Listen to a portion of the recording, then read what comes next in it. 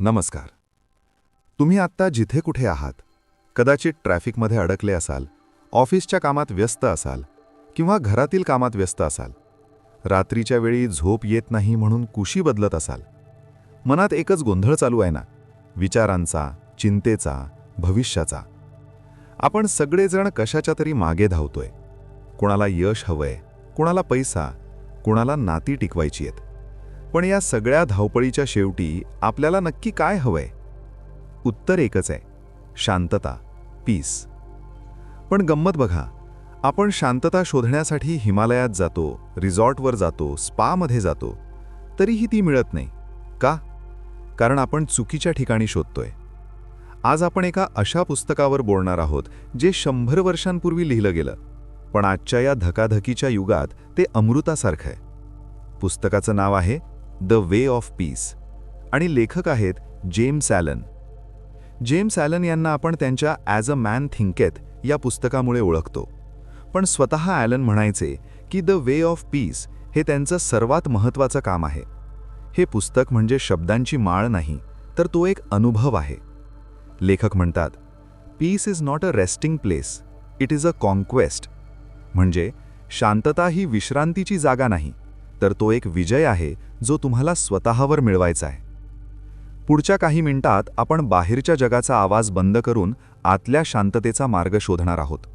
तुमचे phone silent करा आणि मनाची कवाडं उघडा. हा प्रवास सोपा नाही, पण तो सुंदर नक्कीच आहे. पुस्तकाची सुरुवातच एका पॉवरफुल विषयाने होते, ध्यान, मेडिटेशन. पण जेम्स ॲलन यांच्या मते ध्यान म्हणजे काय? फक्त डोळे मिटून बसणे म्हणजे ध्यान नव्हे. ते म्हणतात, ध्यान म्हणजे एखाद्या विषयावर, एखाद्या तत्वावर, प्रिन्सिपलवर केलेलं अत्यंत सखोल चिंतन. आजकाल आपण म्हणतो, मला कॉन्सन्ट्रेशन जमत नाही. लेखक म्हणतात, जेव्हा तुम्ही एखाद्या गोष्टीचा सतत तीव्रतेने विचार करता, तेव्हा तुम्ही त्या गोष्टीशी एकरूप होता. तुम्ही दिवसभर कशाचा विचार करता? माझा अपमान झाला, माझं नुकसान झालं, उद्या काय होईल? हे सुद्धा एक प्रकारचं निगेटिव्ह ध्यानच आहे आणि म्हणून तुम्हाला रिझल्टसुद्धा निगेटिव्ह मिळतो, अशांती. या पुस्तकात ध्यानाची तुलना एका बीजाशी केली आहे. तुम्ही जमिनीत कोणतं बी पेरताय? जर तुम्ही रागाचं बी पेरलं तर कडुनिंबासारखं कडू फळ मिळेल. जर तुम्ही प्रेमाचं आणि क्षमेचं बी पेरलं तर गोड फळ मिळेल. शांतता हवी असेल तर आधी विचारांमध्ये शांतता आणावी लागेल. जेम्स ॲलन एक सुंदर उदाहरण देतात. ते म्हणतात, जसा एखादा शिल्पकार दगडाला तासून मूर्ती बनवतो, तसं ध्यान तुमच्या मनाला तासून चारित्र्य घडवतं. आपल्याला वाटतं शांतता म्हणजे काहीही न करणे. नाही, शांतता म्हणजे मनातील कचरा जाळून टाकणे. जेव्हा तुम्ही ध्यानात बसता तेव्हा स्वतःला विचारा, आज मी कोणाचा द्वेष करतोय का? आज मी कशाची भीती बाळगतोय का? आणि त्या विचाराला मुळासकट उपटून टाका. यालाच स्पिरिच्युअल मेडिटेशन म्हणतात. आजपासून एक सवय लावा. रोज सकाळी फक्त 10 मिनिटं कोणत्याही एका चांगल्या गुणावर ध्यान करा. उदाहरण, धैर्य, पेशन्स. दिवसभर स्वतःला सांगा, आज मी संयम गमावणार नाही. बघा, तुमचं मन कसं शांत होतं. आता आपण थोडं खोलात जाऊया. आपल्या प्रत्येकाच्या आत एक युद्ध चालू आहे, महाभारतासारखं. एका बाजूला आहे स्व, सेल्फ किंवा इगो, ज्याला आपण मी म्हणतो. दुसऱ्या बाजूला आहे सत्य, ट्रूथ, ज्याला आपण आत्मा किंवा ईश्वर म्हणतो. जेम्स ॲलन म्हणतात, तुम्ही एकाच वेळी दोघांची सेवा करू शकत नाही. आपल्या अशांतीचं मूळ कारण काय आहे? ते आहे ममता किंवा मीपणा, सेल्फिशनेस. मला हे हवंय, माझा सन्मान व्हायला पाहिजे, माझं मत खरं आहे. हा मी नावाचा राक्षस तुम्हाला कधीच शांत बसू देत नाही. तो सतत भुकेला असतो. त्याला अजून पैसा हवाय, अजून स्तुती हवी आहे. लेखक एक कडक विधान करतात, if you would find peace, you must lose your self. म्हणजे जर तुम्हाला शांतता हवी असेल तर तुम्हाला तुमचा अहंकार गमवावा लागेल. हे ऐकायला खूप कठीण वाटतं ना? स्वतःला कसं गमवायचं? याचा अर्थ आत्महत्या करणे नाही. याचा अर्थ आहे स्वतःच्या इच्छांना, आवडीनिवडींना थोडं बाजूला ठेवणे. विचार करा, जेव्हा तुम्हाला खूप राग येतो तेव्हा नक्की काय दुखावलेलं असतं? तुमचं मन नाही, तुमचा अहंकार दुखावलेला असतो. त्याने मला असं कसं म्हटलं? जेम्स ॲलन म्हणतात, ज्या दिवशी तुम्ही ह्या मी नावाच्या राक्षसाला बाजूला कराल, त्या दिवशी तुम्हाला कोणीही दुखावू शकणार नाही. जसं अंधार आणि प्रकाश एकाच वेळी एका खोलीत राहू शकत नाहीत, तसंच अहंकार आणि शांतता एकत्र राहू शकत नाहीत.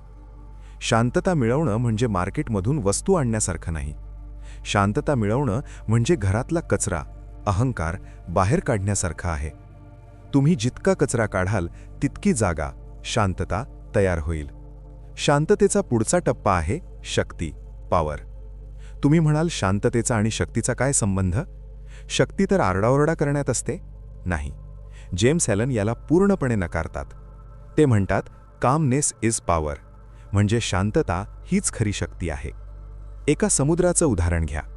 समुद्राच्या वरच्या भागावर लाटा उचंबळत असतात, पण समुद्राच्या तळाशी प्रचंड शांतता असते आणि खरी ताकद, पाण्याचा खरा साठा तिथेच असतो. जगातील सर्वात शक्तिशाली माणसं ती असतात जी संकटाच्या वेळी गडबडत नाहीत. जेव्हा तुमचं डोकं शांत असतं तेव्हाच तुम्ही योग्य निर्णय घेऊ शकता. जेम्स ॲलन म्हणतात, रागीट माणूस स्वतःला स्ट्रॉंग समजतो, पण खरं तर तो सर्वात कमकुवत असतो, कारण एका छोट्याशा शब्दाने कुणीही त्याला भडकवू शकतं. तो दुसऱ्याच्या हातचं बाहुल बनतो. पण शांत माणूस, तो एका खडकासारखा असतो. लाटा येतात, आदळतात आणि फुटतात, पण खडक हलत नाही. ही आत्मिक शक्ती कशी मिळवायची? यासाठी लेखक एक मार्ग सांगतात, आत्मसंयमन, सेल्फ कंट्रोल. जेव्हा तुम्हाला राग येईल तेव्हा 1 मिनिट गप्प बसा. ती ऊर्जा बाहेर न फेकता आत मुरवा. जेव्हा तुम्ही रागाचं रूपांतर शांततेत करता तेव्हा तुमच्यात एक प्रचंड ऊर्जा तयार होते. ही ऊर्जा तुमचं व्यक्तिमत्व चुंबकीय बनवते. तुम्ही पाहिलं असेल, काही लोक खोलीत आले की आपोआप शांत वाटतं. त्यांच्यातून एक पॉझिटिव्ह व्हायब्रेशन येतं. ती जादू नाहीये, ती त्यांच्या आत साठलेली शांततेची शक्ती आहे.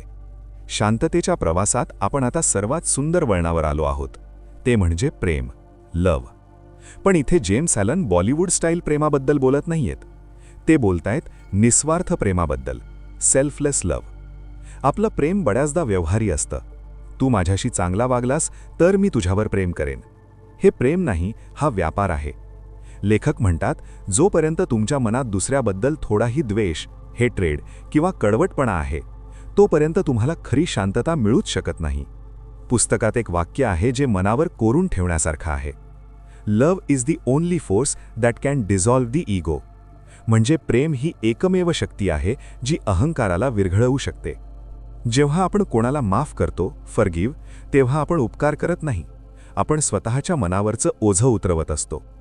समजा तुम्ही हातात एक जळता कोळसा धरलाय दुसऱ्यावर फेकण्यासाठी. कोणाचा हात आधी जळणार? तुमचाच.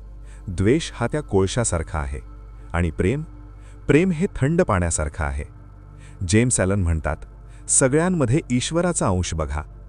जेव्हा तुम्हाला समोरच्या व्यक्तीच्या चुकीमध्ये त्याचं अज्ञान दिसू लागेल तेव्हा तुम्हाला राग येणार नाही तर दया येईल.